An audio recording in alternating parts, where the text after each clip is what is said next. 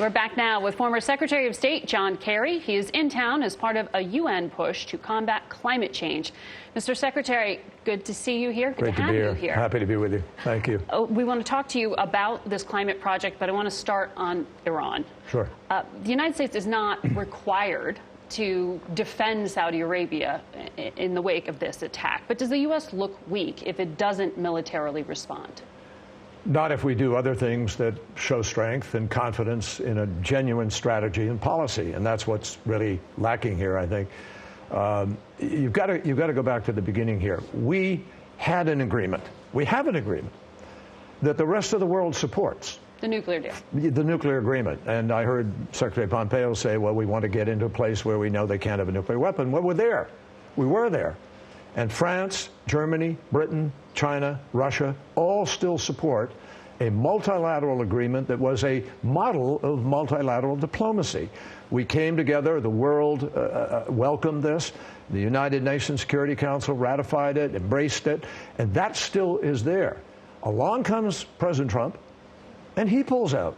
He broke the agreement. You think pulling out caused this escalation? The escalation is the absolutely foreseeable, and it was foreseen that this is what would happen. Why do I say that? Because we were ridiculed for saying that the alternative to what we were trying to do in making the agreement was war, was conflict. I mean, I personally had leaders in the Middle East telling me, you got to bomb Iran.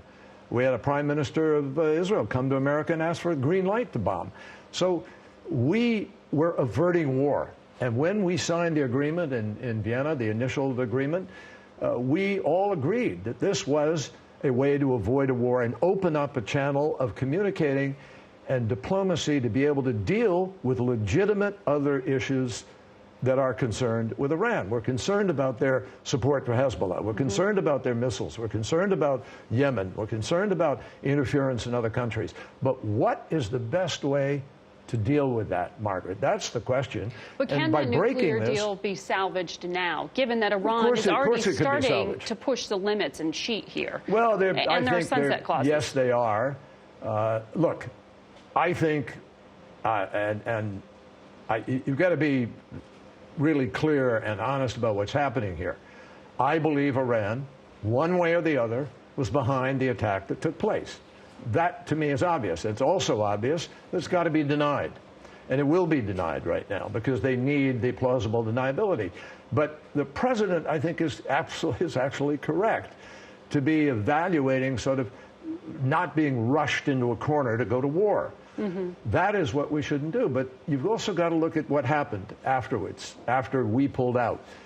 We basically declared economic war on Iran. We have been pressuring them, maximum pressure. And it was entirely foreseeable that that would result in further conflict.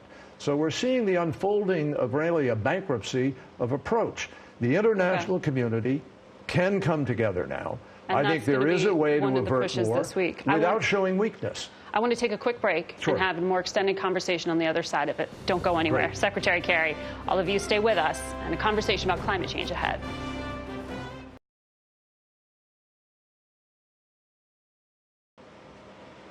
This week, the UN will host international leaders in meetings aimed at changing behaviors to combat climate change. But it is the younger generation taking their cause to streets around the world.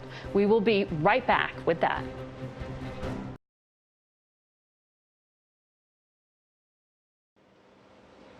Some of our stations are leaving us now, but we will be right back with more from John Kerry. Stay with us.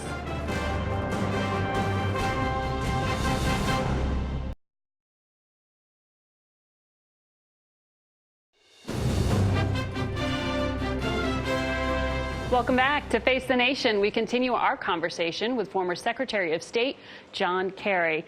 Mr. Secretary, at the bit of our conversation where we left off, you said you do see a diplomatic off-ramp here, away from conflict. Our allies still support the agreement, but our allies the nuclear agreement, but they also support holding Iran accountable for other issues in the region. I believe better diplomacy, more diplomacy with our allies, bringing people together. There is a road to an agreement that could provide a full new security arrangement for the region and deal with the nuclear issue. Now, you famously negotiated the Paris Climate Change Accord. I remember you going to the signing with your granddaughter on your knee. You felt really passionate about this. But even you say that was not sufficient. Correct. Every Democrat running says they're going to rejoin this accord. Yes, So not adequate. It's not adequate. No. What more needs to be done? An enormous amount. We have to transition very rapidly to electric vehicles. We have to get to a net zero carbon economy in our country by 2050. We have to, by 2030, have moved significantly in the direction of major changes.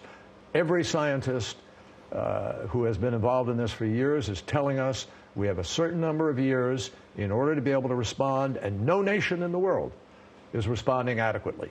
So we're going to create a movement here in America, I believe, that will, and across the world, actually, a global movement called World War Zero. And you can go to worldwarzero.com now, and there's an introductory page. In October, we'll be filling out the full website. But we will be announcing this in full with big names, a big concept that is going to help change the political dynamic in America. It's going to create political accountability around the world for leaders who are not doing what is necessary. Well, about 60 countries at the UN this week are expected to make some kind of pledge to reduce. Some kind is a good word. Some kind of pollution. If the United States, the Trump administration, and China aren't leading this, is it meaningless? Well, it's not meaningless. They're the two biggest polluters. No, it's not meaningless. There are countries, India, China, are going to make announcements, and it's steps forward. But the United States of America represents the second largest amount individually of emissions that contribute to this. China is 25%. We're 15%. We have to be at the table. We have to be involved. And this is a life and death issue as kids. I mean, 16-year-old kids and a lot of children all around the world are saying, save the future for us. They can't vote in the Congress. They don't have a position in the boardroom right now.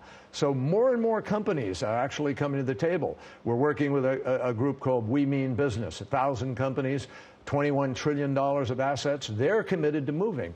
And I believe we can change the dynamic and hold politicians accountable. That's the key. We did it in 1970 with Earth Day. We created the EPA. We created the Clean Air Act, many other things. We have to create political accountability and make this an issue that will motivate people. So on that point, is there a Kerry standard when it comes to endorsing one of the candidates running for president? Is this an issue you want to see specific policies on before you endorse any Democrats? This has to be one of the top voting issues in our nation and in the world. And it has to be one of the top organizational issues. That's why it's called World War Zero, because the world has to be involved, because the deniers and the distorters and the delayers have literally declared war on people. They're dying today. We have people dying in mudslides, dying in fires, dying in floods. Farmers are losing their livelihood. Amazing things are happening, and the response is not adequate. So we have to make this an issue which goes to the ballot box, which Americans and people all around the world are saying, we have to change our direction. It can be done in a way that creates millions of jobs. This is not, people are really irresponsibly scaring people, lying to people, telling them you're going to lose your job, you're going to lose your way of life. No, you're actually going to have a healthier life. There are going to be more jobs, better paying jobs.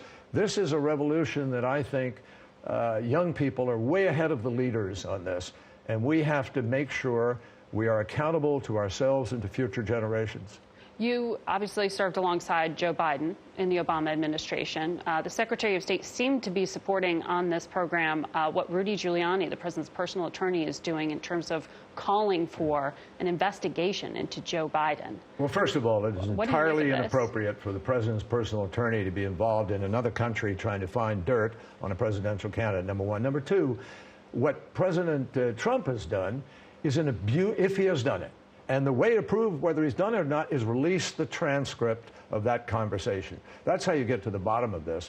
But there's just a, you know, for the President of the United States to be leveraging American foreign policy, hawking it, extorting the leader of another country, if that's what has happened, is unprecedented. And the last time a president did that, Richard Nixon, the Republican Party stood up and held him accountable for the abuse of power. This Republican Party today is running for cover and actually inadvertently supporting a cover-up if what is alleged is true.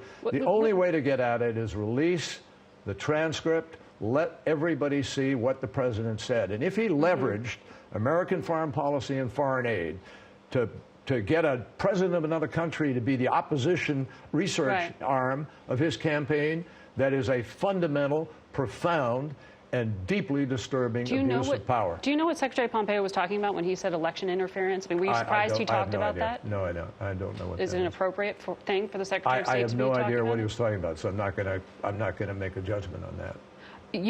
Before you were Secretary of State, you spent decades. I mean, maybe he was referring to the Russian piece or something. I don't know. But I asked him about Ukraine, so he seemed to be linking it when he said election interference and Joe Biden. Yeah, but can I say one other thing? Yeah. The Obama administration, as a whole administration, was working overtime to try to end corruption in Ukraine. You couldn't move forward and deal with Ukraine if you didn't end corruption.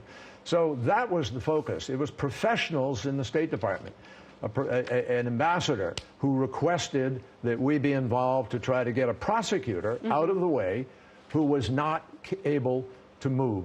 That was an administration policy. It was the professional diplomats who requested that we try to do that.